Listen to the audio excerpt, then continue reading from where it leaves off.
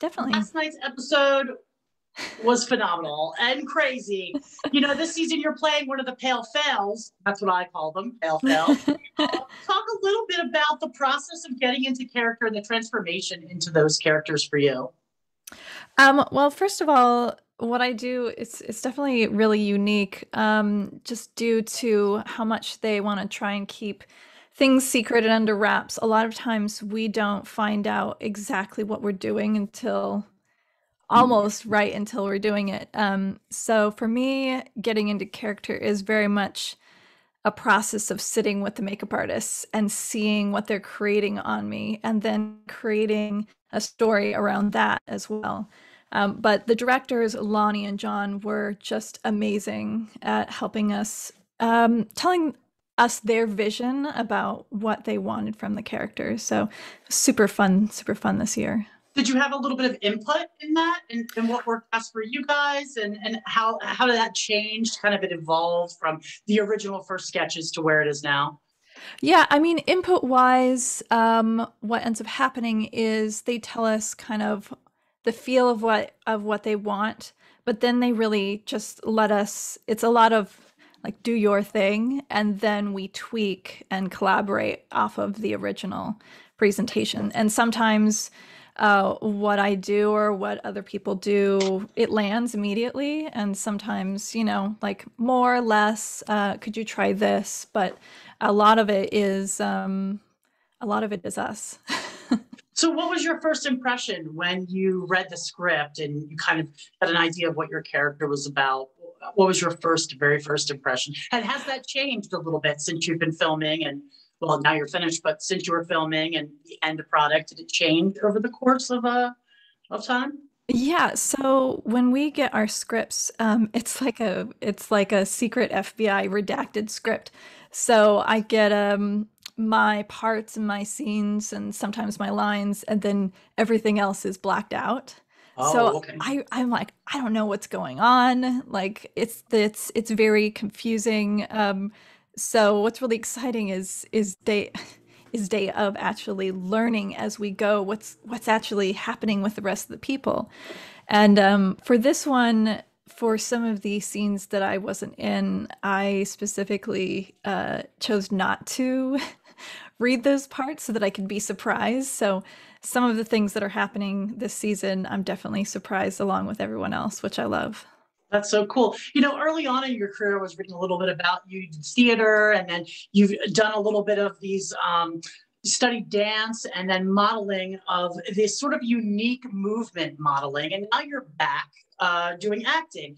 Do you think some of that stage acting, that modeling, has helped you in your work on AHS, and in what ways do you think it's prepared you? I mean, I think everything has helped me along the way. It's very a study of the human condition. And for me specifically, I like to model a lot of what I do off of different types of animals. I tend to choose one or two animals for each character to kind of like embody their movement. Although this one, I think, was the truly more human one that I've ever done in What was the terms of animal choices. that you chose?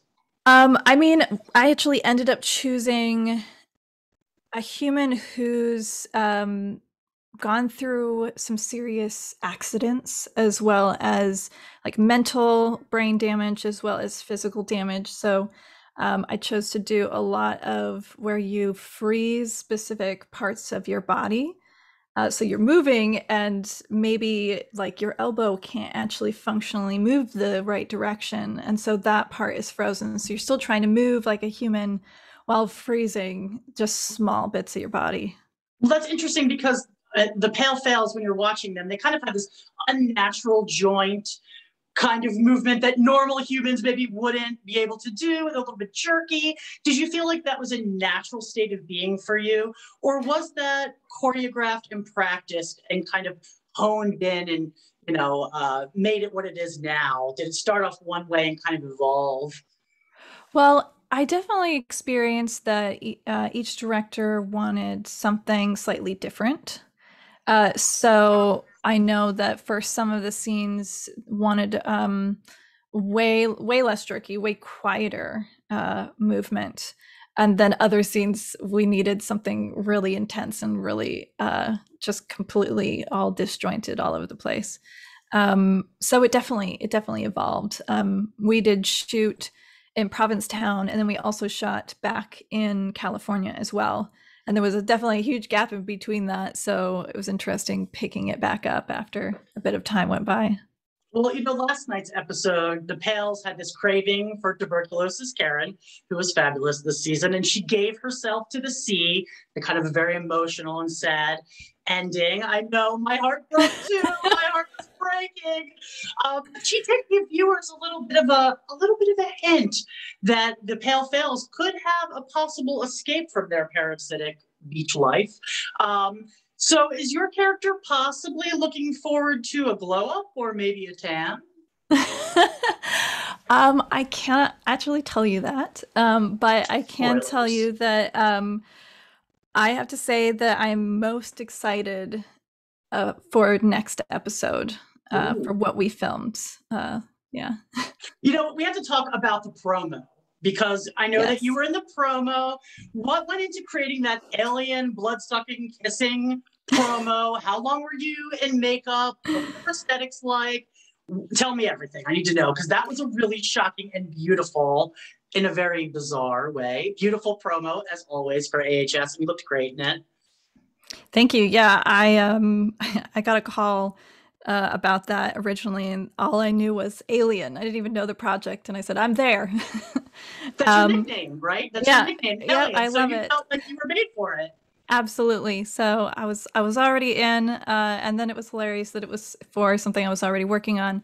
But let's see, the prosthetics were pretty intensive, very full body, full head, neck, full hands. I had a bunch of prosthetics on my legs as well as covering my chest and then covering also my lower half. I had prosthetic on the front and the back of my Wow. That's rear a lot. area. Yeah. So it did take quite a long time, and I don't honestly have any idea how long it took because I functionally can't check the time or anything in those times. But I think we're doing uh like 19, 17, 19-hour days maybe. Wow. Wow. If And I the whole time in that prosthetic, did you have a break where you had to kind of get everything off so you could eat, use the bathroom, nothing like that? No. No. So the eyes do pop out. Oh, And they did make kind of a release for using the restroom, but it's definitely a process to do that. So it's very uh, 17, 19 hours is kind of a usual for me being in okay. prosthetics. You can pop out teeth to eat Mhm. and things like that, but you just kind of get used to just being in zen spots, just not able to really do anything, just sitting and uh Being in your character and kind of being in the moment, I get that. Horror and sci-fi seem like your genre. We saw you in a few things, and obviously you've been in many seasons of American Horror Story. What is it about these darker, sort of bizarre worlds that you're drawn to, or is it something that you've always been drawn to? Was there something that maybe inspired that interest? um I mean a little bit. I'm definitely following where I'm led in a way. But I don't know. I've always been really fascinated by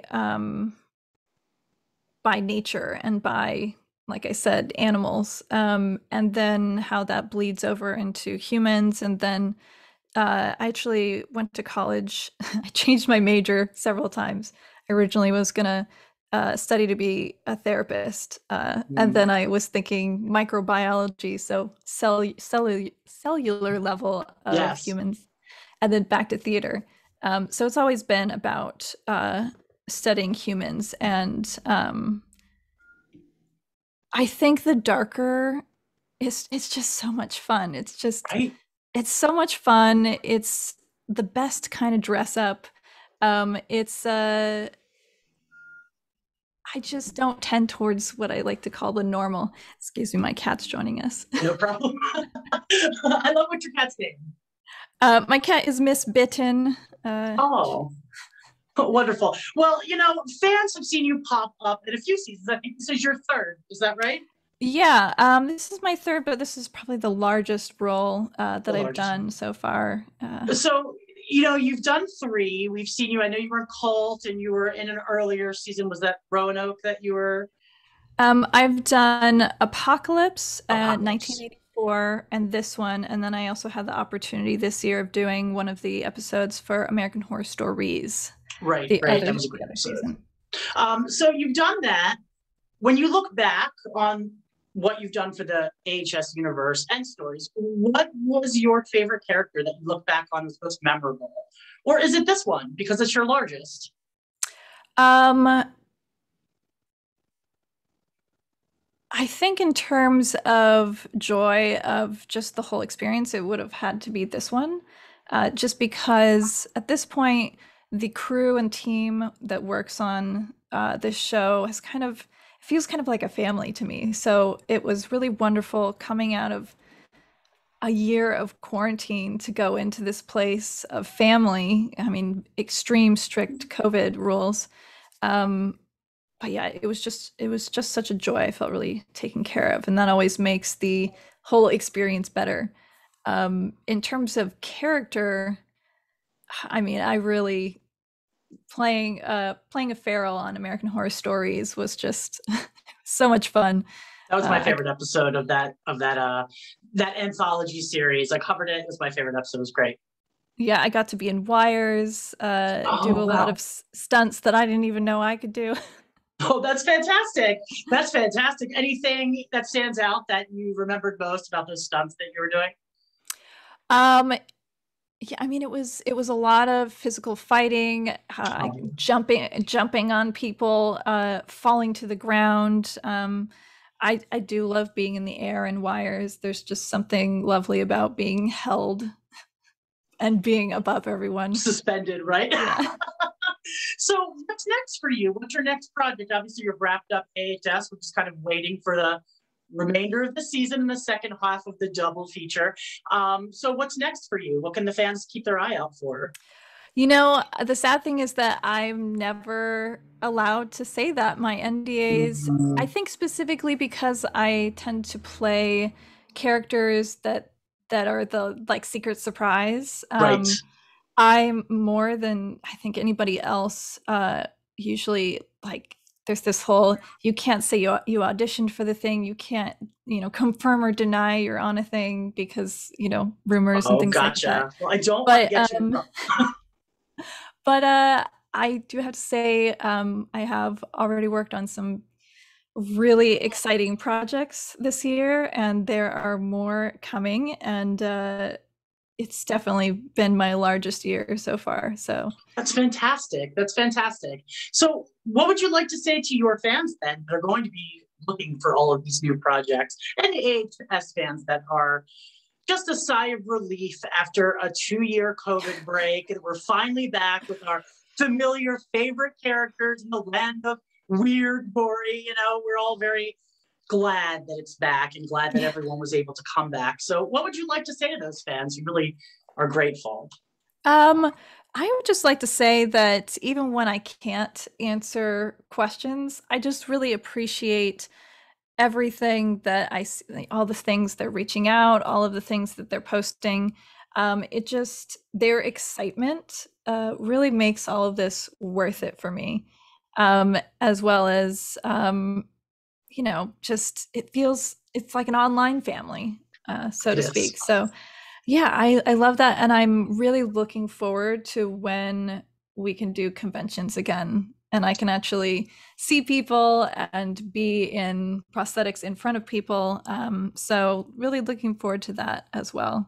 Well, fans are definitely looking forward to that. They're chomping at the bit to get back to some sort of normalcy and Comic Con and get their shows back on. And so I'm looking forward to that as well. And I wish you the best. Thank you so much for talking with me today. Thank And you. I hope that Definitely. we can chat again when you have future projects that are coming out.